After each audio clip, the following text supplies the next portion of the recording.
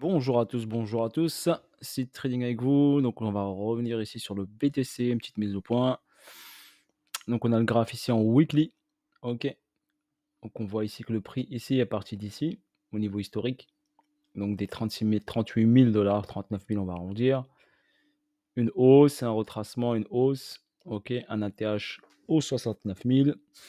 Et ici on est sur la partie corrective de ce mouvement haussier. Donc si on bien sûr on utilise le Fibonacci par rapport à ce mouvement haussier ici, donc on constate ici que le prix ici est descendu en dessous des 78,6 par rapport à ce mouvement, à cette impulsion haussière. Je vérifie juste si je ne suis pas en logarithmique, non. Donc sous les 78,6, si on prend ici tout le mouvement impulsif qui part de ce niveau-là ici, le mouvement est passé sous les 78,6. Donc ici, à partir de ce plus bas des 15 000, OK, j'ai utilisé mon Fibonacci, j'ai utilisé ici par rapport à cette descente-là. OK, on constate que BTC est passé au-dessus des 50. D'accord? Au-dessus des 50 de ce mouvement agressif à la baisse, qui était de 31 869. OK, on est passé au-dessus. On n'a pas dépassé pour l'instant les 61,8. Comme je vous l'ai dit, il y avait de fortes probabilités d'aller chercher cet argent ici. C'est ce qu'il a fait. Au départ, il a pris le QH. Donc les équales ici, qui étaient au même niveau. Donc on va aller en daily pour mieux les voir. Donc ici, vous avez une poche ici de liquidité de niveau, même niveau qu'on appelle ça un equal high. Donc ça, c'est de la liquidité. Donc le prix est venu les titiller au départ et ensuite il les a pris. Il avait ici laissé une mèche de liquidité. Je vous ai dit, il va la prendre.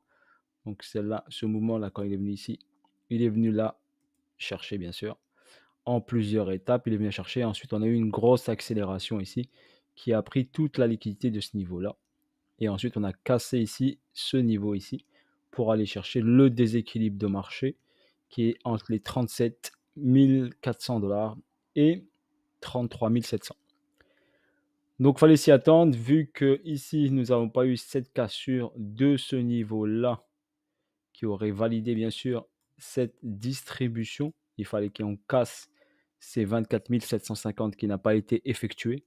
Donc, vu qu'ici, on n'a pas cassé ce niveau-là, si on a une distribution ici valide qui est en cours, donc BC, UT, et on est sur UTAD. Bien sûr, l'UTAD s'effectuera en deux sommets, on va dire qu'il peut retracer et repartir en haut. Ok, attendez-vous bien sûr à une réintégration. Ouais, il peut revenir sur la zone des 31 ici. Et après repartir en haut, faire hop, ça en deux étapes. Donc il peut bien sûr faire ce mouvement en deux étapes. Vu qu'il y a ici le déséquilibre, il faut arriver à le combler, vu que c'est un price delivery, donc un prix qui a été délivré fortement à la baisse ici. On regarde ici en weekly, on va mieux le voir en weekly. Donc on voit bien ici que c'est un gros mouvement, d'accord, à la baisse. Donc on peut aller chercher un peu plus haut le niveau où on est. Ok. Vu qu'ils ont décidé d'aller chercher ce niveau-là, d'accord, donc on les laisse bien sûr travailler.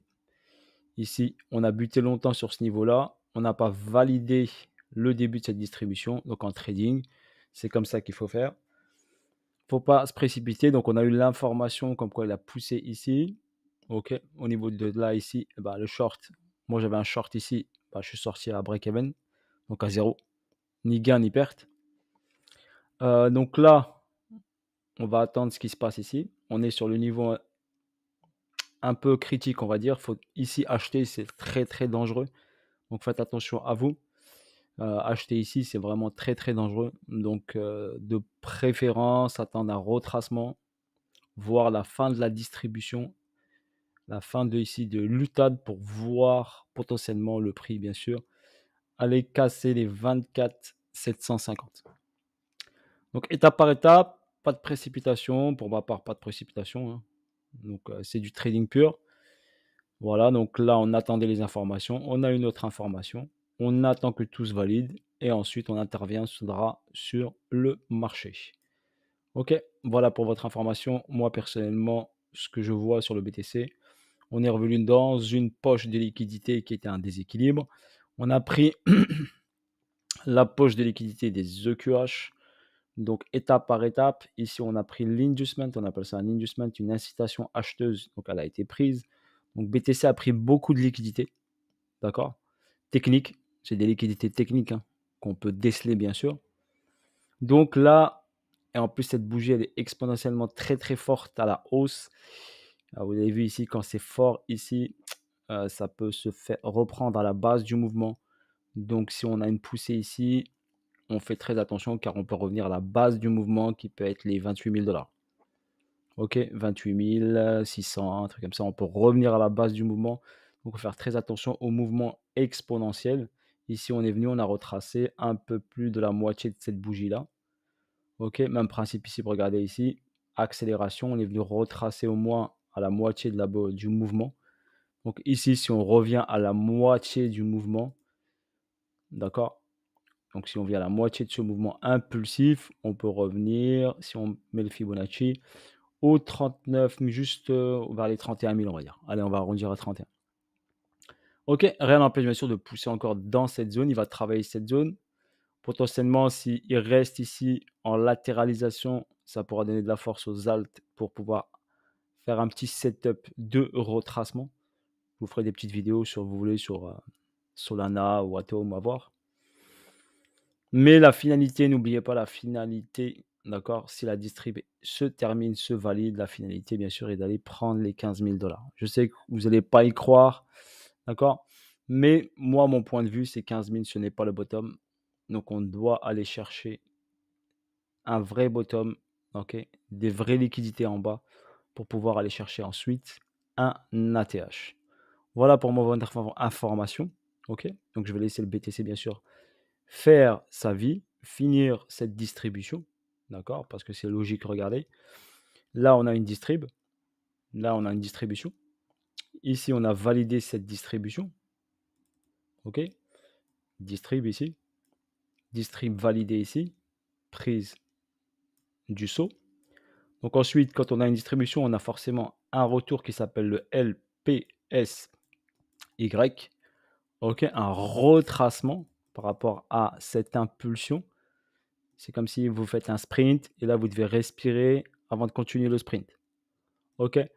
Donc, on fait attention à cette zone-là. OK? Moi, je vous conseillerais de prendre des profits. D'accord? Dès que vous voyez un petit spike ici dans la zone ici, si on va au 37, au 36, voire peut-être au 38, je ne sais pas, peut-être il peut pousser un peu, ça dépend du marché, comment il va être. Mais en tout cas, on est dans la zone de déséquilibre. S'il la prend complètement, donc on dépassera les 37 400 et on passera au-dessus de 37 400. Donc, étape par étape, le voir. Si vous êtes bien sûr en achat, moi, je vous conseillerais ici, si vous avez des BTC, prenez un peu de profit. Pas forcément tout, mais un petit peu. OK, histoire de vous payer un petit peu. On ne sait jamais ce qui peut arriver. Voilà, et en moins, vous aurez du cash. Si on descend en dessous de ça, vous aurez du cash pour racheter un BTC pas cher si vous l'avez vendu cher. On n'oublie pas quand on utilise ici le Fibonacci ici, d'accord, par rapport à la zone de 50. Si je prends tout le mouvement ici, au bas, ok, les 50 se situent à 42 000 $. Ok, par rapport au sommet ici et au plus bas ici. Donc, si on va chercher les 42 000, on restera toujours ici et on restera toujours dans le mouvement ici, même si on va à 42, qui restera sur une dynamique, un order flow baissier. Ok? Faites attention à ça. Pour invalider ici cet order flow baissier, il faudrait casser les 48 250. Donc, il faudrait fracturer ici avec une bougie pour invalider ce mouvement baissier. Ok, donc étape par étape, donc on va gérer tout ça step by step. Ok, et visualiser bien sûr le mouvement du BTC. Quand c'est un peu trop agressif comme ça, j'aime pas trop. Vous avez des exemples ici à côté. Pour l'instant, ici, la dynamique reste haussière. On remarque bien ici. Ok, vu qu'on n'a pas cassé ici, donc la dynamique reste haussière. Donc momentanément, pour l'instant, sur ce mouvement-là, on est haussier. Voilà, sur ce, bonne soirée à vous tous et je vous dis à bientôt pour de nouvelles vidéos et de nouvelles aventures.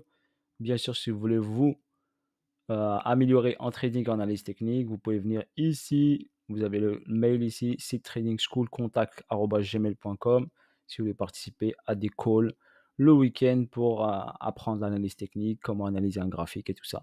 OK? Qui peut bien sûr vous donner des petits plus si vous êtes investisseur ou trader.